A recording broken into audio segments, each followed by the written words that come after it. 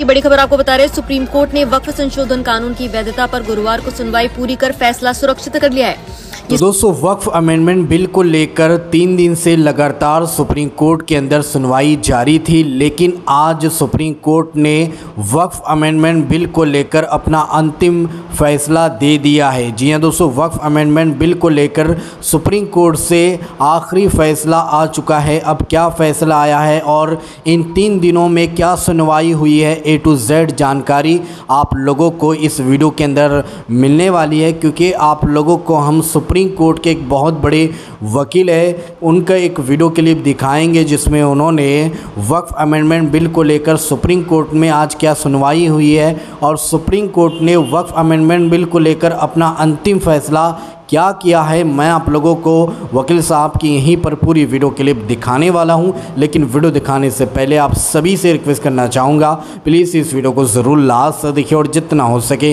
इस वीडियो को ज़्यादा से ज़्यादा शेयर ज़रूर कीजिए। तो आइए सबसे पहले ये वीडियो क्लिप देखिए, फिर आगे बात करते हैं। जनरल जब अपीयर किए तो उन्होंने सेक्शन 3E पर अपना जो बहस जारी किया, उसके बाद उन्होंने जब कंक्लूड किया अपने बहस को, तो फिर भारत सरकार के समर्थन में जो रंजीत कुमार सीनियर एडवोकेट उन्होंने अपनी दलील दी, मनिंदर सिंह सीनियर एडवोकेट है उन्होंने भी सॉलिसिटर जनरल के आर्गूमेंट को अडॉप्ट किया। उसके बाद श्री गुरुमूर्ति हैं सीनियर एडवोकेट, उन्होंने अपनी दलील दी। तो इस तरह से जो विभिन्न जो बिंदु थे संशोधन कानून के कि वो किस तरह से संवैधानिक रूप से वैध है, वो संवैधानिक है, इसको सरकार और सरकार के समक्ष जो पक्षकार थे उन्होंने कहा। लेकिन जब 2 बजे के बाद से मुस्लिम पक्ष का जब दलील आया तो उनका ये कहना था कि उनके धारा 25 और 26 जो संविधान का है उसमें जो रिलीजन संबंधित जो फंडामेंटल राइट है उसका हनन हुआ है इस संशोधित कानून के माध्यम से। उनका यह भी तर्क था कि जो लिमिटेशन का कानून लाया गया है ये कानून भी जो है असंवैधानिक है और ये गैर कानूनी है, उनका यह भी एक तथ्य था। उसके बाद उन्होंने यह कोशिश की जो वक्फ व यूजर है वो वक्फ व यूजर बिल्कुल जो संशोधित कानून के माध्यम से उसको कर्टेल करने की कोशिश की गई है और रजिस्ट्रेशन को मैंडेटरी किया गया है। जो मुस्लिम का कहना है कि यह नहीं होना चाहिए था, रजिस्ट्रेशन को मैंडेटरी नहीं करना चाहिए था। उनका यह भी कहना था कि जो शेड्यूल्ड ट्राइब एरिया में जो प्रावधान आया है संशोधन में कि वहाँ पर आप वक्फ नहीं कर सकते हैं, तो उनका कहना था कि शेड्यूल्ड ट्राइब एरिया में जो मुसलमान रह रहे हैं उनके वक्फ का क्या, उसका कोई सॉल्यूशन संशोधन कानून में नहीं दिया गया है। तो इस तरह से उन्होंने पूरी दलील दी और उनका ये कहना था अंत में कि उन्हें अंतरिम राहत मिल चाहिए।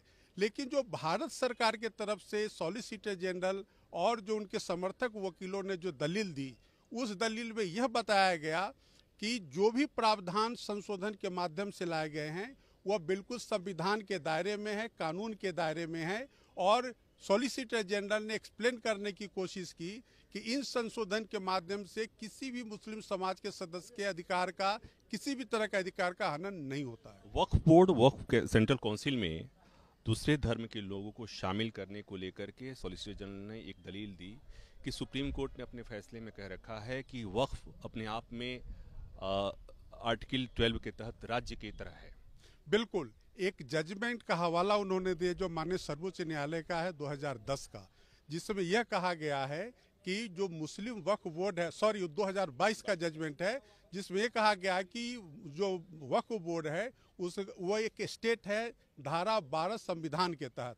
तो उन्होंने कहा कि जब वह एक स्टेट के रूप में है तो यह कहना कि उसको धर्म के दायरे में नापना ये अपने आप में अनुचित आर्गूमेंट है मुस्लिम पक्ष का। एक और बात आई थी जो आपत्ति है कि 5 साल वक्फ करने के लिए 5 साल प्रैक्टिसिंग मुस्लिम होना चाहिए, उस पर क्या दलील दी गई थी? देखिए, जो 5 साल जो प्रैक्टिसिंग मुस्लिम की बात कही गई है उसमें यह कहा गया है कि किस तरह से वक्फ प्रॉपर्टी का वक्फ के माध्यम से उसका गलत इस्तेमाल करने का उन्होंने आरोप लगाया।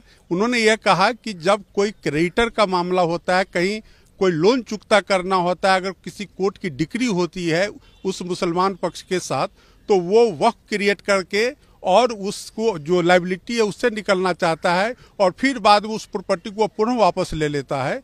तो इस तरह का जो टैक्टिकल मूव है इस तरह के तमाम शिकायत भारत सरकार के पास थी। इसी वजह से जो 5 साल प्रैक्टिस जो इस्लाम का मामला आया है उसको इंट्रोड्यूस किया गया है। क्या उम्मीद है कब तक इस मामले में फैसला आ जाएगा? हम लोग आशा करते हैं कि बहुत जल्द इस मामले में फैसला आना चाहिए, क्योंकि जो इस मामले को काफ़ी गंभीर बनाया गया है और एक नैरेटिव ऐसी बनाई गई है कि एक ऐसा संशोधन है जो मुस्लिम समाज के खिलाफ है। हालांकि ये नैरेटिव अपने आप में गलत है, लेकिन हम उम्मीद करते हैं हम सब कि ये फैसला बहुत जल्दी आ जाना चाहिए। तो जी हाँ दोस्तों, आप लोगों ने सुप्रीम कोर्ट के वकील साहब का ये वायरल वीडियो क्लिप देखा है जो इस वक्त सोशल मीडिया पर काफ़ी वायरल हो रहा है। तो दोस्तों, सुप्रीम कोर्ट ने अपना अंतिम फैसला सुना दिया है, जैसा कि आप लोगों ने वकील साहब की खुद मुँह ज़बानी सुने हैं। दोस्तों, इस पूरी वीडियो को देखने के बाद अब आप क्या कहना चाहोगे, आपके इस बारे में क्या राय है, तो कॉमेंट में अपनी राय लाजमी बताइएगा। तो चलिए दोस्तों, इसी तरह की इन्फॉर्मेशन लेकर आपकी खिदमत में एक बार फिर से हाजिर होंगे। जब तक अपना ख्याल रखिए और अपने इस भाई को अपनी दुआ में याद रखिए। अल्लाह हाफिज़।